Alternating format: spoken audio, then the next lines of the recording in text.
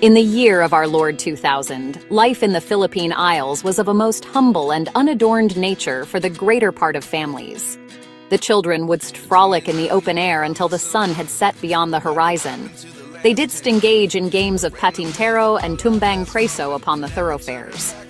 Within the household, the family unit was the very heart and soul of all affairs. The parents did labor with great diligence that they might provide for their offspring. Their earnest desire was for their children to grow in kindness and respectfulness. To instruct them in the ways of right and wrong, parents possessed their own peculiar methods of discipline. Amongst these methods, one was most common in many a household. It was a practice known to nearly every Filipino child of that era, and perchance experienced by most. This method was called the Pamalo. Pray, what indeed is the Pamalo?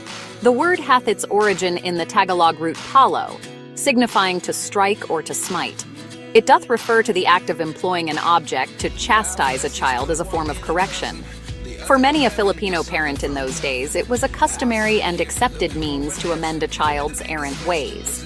Should a child answer back, neglect his chores, or quarrel with his kin, he might well receive the Pamalo.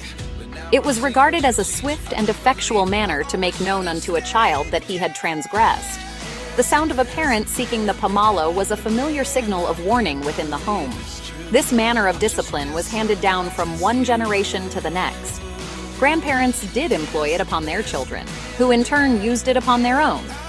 It was a tradition rooted in the belief that a measure of physical pain might impart a lesson of great import.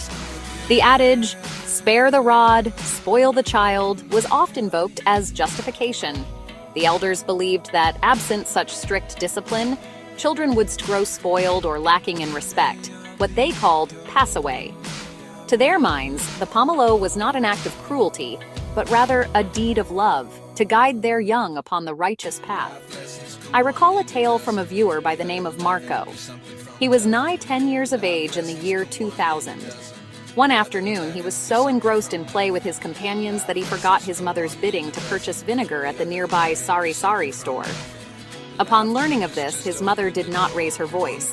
Instead, she walked in silence unto the kitchen. Marco knew full well what was to come. He heard the familiar sound of the slender wooden rod, the pat-pat, being drawn from its customary place behind the door. His heart did begin to race apace. That day, the sting of the rod upon his legs did remind him ever to heed his mother's words. Such was a most common tale for many a Filipino child in those days of yore.